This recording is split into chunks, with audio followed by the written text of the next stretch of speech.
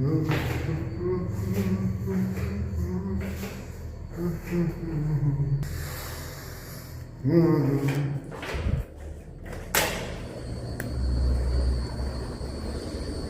had this really crazy dream experience when I was off floating around in the unknown regions. Me and Neo were like kind of detectives or something, and we were investigating some kind of thing. And we lived in this world. We lived in the city, which was like a city of all these universities. Giant buildings. I don't know how I knew they were universities, but they were some kind of a university. How you doing? Have a good night. And it was like old kind of architecture buildings, like the old sort of Tartarian buildings. And it was like a giant campus. You had like green grass and these giant buildings. And the buildings were the old Tartarian, but they had like a lights built into them. It was like a mix of futuristic and old style. And this campus that we lived on was huge. Now, around the campus was a wall. It wasn't really a wall, but it was just all barriers.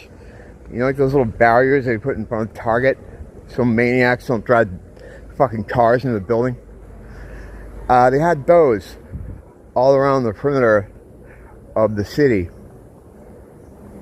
And that's all they had, but they had lights in them. So I don't know if it was some kind of electronic or some kind of magical thing, but it kept people out. It kept us separated from the rest of what was out there. And what was out there was like a shanty kind of town. Like if you ever see like in Africa and stuff, they have like those houses that are like made of like corrugated board and stuff like that. And they would be considered in places like Rio or like Africa, like slums, where it was just people living in poverty, that kind of shit.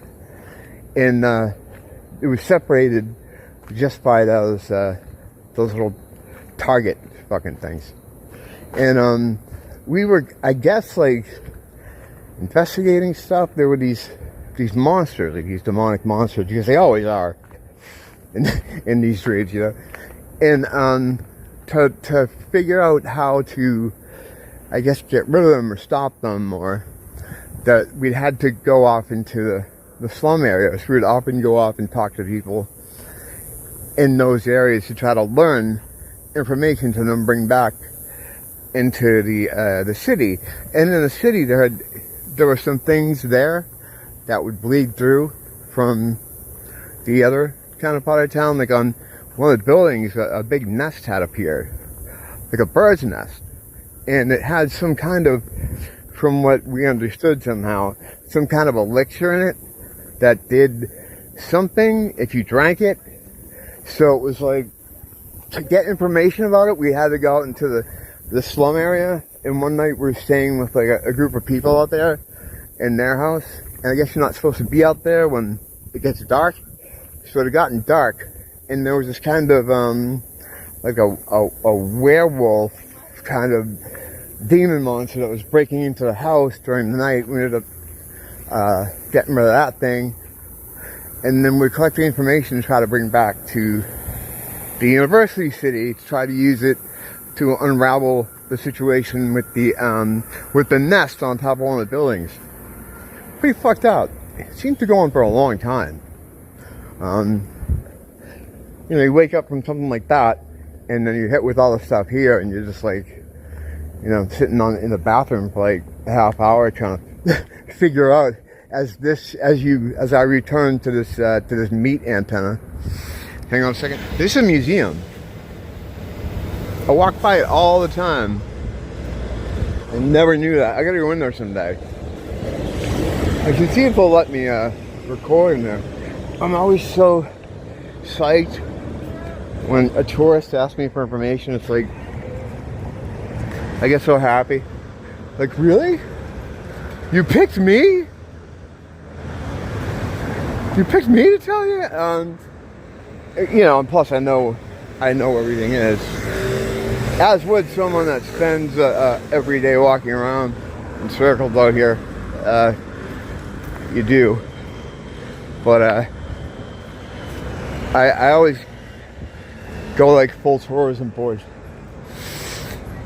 which I probably wouldn't be good as a tourism board person now, because I wouldn't tell anybody to come here anymore. Not after COVID. It was nice before COVID. It was great. You know, it was a whole different group of people. That was just Asians, including Pacific Islanders in the Asian bracket, you know, and white people. And that was it. That's all we had. Violent crime was unheard of. We didn't have all these rapes and murders and shit that we have now. I mean, that hardly ever happened. Second safest city in the United States at that time. Now it's like the 9th. You know, that's just what happened. I don't need to go into it again. I've gone over it many times. As far as I'm concerned, that's settled science. But the dream thing's weird. You know, when you're in there, or out there, or the fuck you are, it's like there's a job to be done. There's a thing to be solved. There's always some kind of plot, and there's a purpose to what you're supposed to do. In this case, we were trying to unravel the information oranges. We're trying to figure out what the nest was that had appeared up on top of one of the university buildings. But that's how I noticed in dreams, and I've said that before a long time ago, that every dream is kind of like you get in there, and there's some kind of thing to do. Like there's some kind of puzzle to be solved, which is kind of like here. You know, here we have a myriad of different problems that you have to solve to get from point A to point B. In that world, the dream realm, it's a lot more cut and dry. It's a lot more clear. You know, it's like it's more ordered. It's not as chaotic as this place. There's not as many variables as this place. And this place, you don't really even know what you're supposed to be doing outside of just survival. You know, and the parameters of survival have changed so much as far as human beings. Pre-World War II, there was a lot of homesteading, and it was a family at home, sticking together. You know, some farming going on, growing stuff. But that was survival, like trying to get by, you know. Post-World War II, when we come into the consumerism version of this world, it wasn't anymore worrying about what to eat. You could just buy it. People had jobs instead where they worked for someone else, and they got a little bit of money to then go and buy the things that they used to work on with their families, you know. And then the beginning of breaking up the family, they take dad and they put him in the city so he can work to create that money, and just to make sure it was to fuck everything up, it became more than just shelter and food. It became items, material goods. Hey, look, we have a TV. Hey, you can get a swimming pool. Hey, you can get a car. It became about collecting material rather than sticking together with your family and surviving. And they just stuck on that incline or decline, depending on how you look at it, where things started to cost more, so you need to get more money. So then they got mom out of the house. She's working somewhere just to maintain some semblance of the lifestyle that everybody kind of established in the 50s. It slowly started slipping away, and you had to work more to keep what you had. And then they got the kids alone. That's exactly where they wanted things. They wanted to break up the family. They wanted the kids to be alone, so you get to the kids, because the kids, they're the real most important resource of this world. Something people say money makes the world go around. No, money's fucking... Only the slaves, only us, only we use money. They don't care about money. They care about fucking kids, you know, and they care about, you can break that line up too, they care about fucking kids, you know. That's what it's all about. They're the commodity. So the more they can break up the family and leave them unprotected, the better for them. And then school comes into it. The curriculum, which was established by the Rothschilds, they created all that stuff, the school, the modern school we use now, which was not about learning as it is about obedience. How you doing? Is what it is. Is what it is. It's not like fucking Eric Shaw. It's more about obedience. If you're in a place where you have to ask to take a piss, right? You have to raise your hand. That's just getting people into an institutional sort of mindset. You know, that's not, you're not learning. Learning is like you learn by experience. They put you in a fucking, you've never been on water, they put you into a canoe and they give you paddles and they put you on the rapids. That's learning. You gotta learn right there. You learn or you sink. You learn by experience. This book learning where they set the curriculum to the same thing, you're just memorizing stuff. You're memorizing answers to questions, and it's always the same thing, just variables. And it's also programming and to tell you, depending who you are, if you're most Americans, of the last century anyway, that you are bad. You're so bad. Look what you did to the Indians. Look what you did to the Indians. Look what you did to the Jews.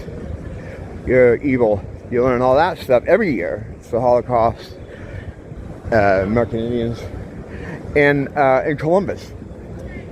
They make you memorize the shit from that story. And it is a story. It's all bullshit. And that's what are you going to do with that information? You know, whereas it used to be about learning things that actually help you survive, whether it was farming or, you know, stuff that dealing with animals or whatever. You don't do any of that anymore. You don't know anything about that anymore. You can't fix something. And, you know, don't really need to fix things because goods are so cheap because of, you know, Chinese slave labor. Your alarm clock breaks, you just fucking throw it away. Buy a new one at Ross for $10. You know, that's it. I mean, this world now as it is would seem like a nightmare to people pre-World War II. What that has to do with dreams, I don't know. But it seems a little bit more, the dream world is a little bit more ordered. It's not as crazy. It's easier to understand. You know, it's goal orientated, and you know what the goal is. Oh, I missed my old fucking town where it wasn't fucking really mad looking people glaring at me. Oh, that looks terrible. Hang on. Let me see here. Let me see.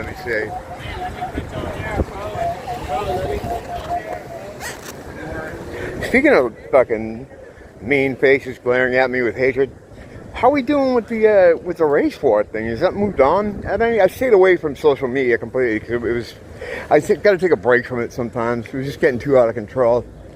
And it was making me too angry. And I'm like, this is what they want. They want you to be angry because that's good loosh. That's fucking good eating for them if you're angry. And it's weird. I don't know. It seems like black people really want that, and I don't know why. Because I don't think they understand what an inconvenience that would be for a couple of days. I mean, I don't want my daily routine upended. I don't know exactly what would happen here on the islands. They certainly brought in enough on that side to cause problems with the exact idea that they would cut. That's why they brought me here. But I don't know how that would play out. Things are always different here. It's a much smaller, controlled environment. You know, we got water on all sides, so that's why they test out a lot of shit here. Like that, a military friend of ours was telling us, depending on the on what they're doing, it's either the best place to be or the worst place to be, depending on what what the function is of what they're trying to do, what they're trying to test out, you know. But yeah, I don't know. I mean, it comes down to you get people that don't have a lot of foresight. You know, they're not good with looking at consequences and stuff, and there's a lot of low impulse kind of acting in the moment. You know, I'll kill everybody. Then I don't know. I don't think it's something has to happen, because it's just escalating every time I go on there. It's crazier and crazier. And there, I mean, like just pretty much any social media. Twitter's insane. You know, Twitter's just an open fucking battlefield. It used to be fun to me. I'd go on there and just like, you know, troll people. But it's like, it's not even fun anymore, because it's just like everything is, I'll kill you. It's like, whatever, you know, just, I don't know what they're going to do. I mean, I know they want this. This is what they've been pushing for. I mean, I talk about it all the time. And every time I talk about it, I'm like, yeah, it's getting bad. I'm like, yeah, it's getting bad. It's like, where's the end point for this? What could it possibly be? Either something has to happen that kills everybody out somehow, or I don't know. Like years ago, I used to be I was the Flash Gordon doctrine. I was like, let's team up and fight Ming together. And I did that for maybe a couple years, until I realized, well, that's not good. That's impossible. As I learned more, because what happens is I'd come to a place where I'm like, why is this like this? And I do some digging and do some research, and I realize, oh gosh, that sucks. That's no good. All right, well, that's never going to work. What about this? Do a little more digging, a little bit more research. Look at other people's research. And it's just led me to a place, the most black-pilling place when it comes to that. I'm of the mind now where there is absolutely no solution to this, except staying in this strange, contentious space we're in, forever how long that can be, or finding like a solution. You know, some might say a final solution, you know. Some might say that. I wouldn't say that, but you know. Be right back. So yeah, 8:45 Wednesday, Waikiki. That's about it. That's about it. I mean, we've covered everything and solved nothing, as is always the case, which is good, because then we can come back tomorrow and solve nothing again to give us something to do tomorrow.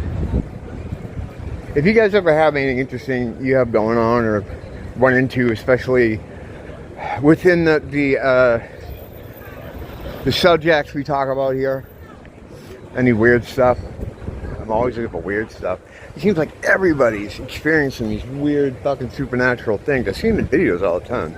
This one guy that does like a roundup of all the stuff he sees on TikTok about like just weird sightings of things in the sky, entities at concerts and all kinds of stuff.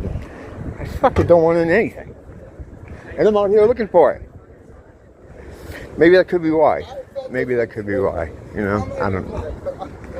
But until then, until next time, until then, it's fucking fucking articulation machine. It's the end of the day. The articulation machine still isn't fucking running at it's running at very mid-tier. Sorry, there's always tomorrow. Until then, don't blame the teacher, blame the school.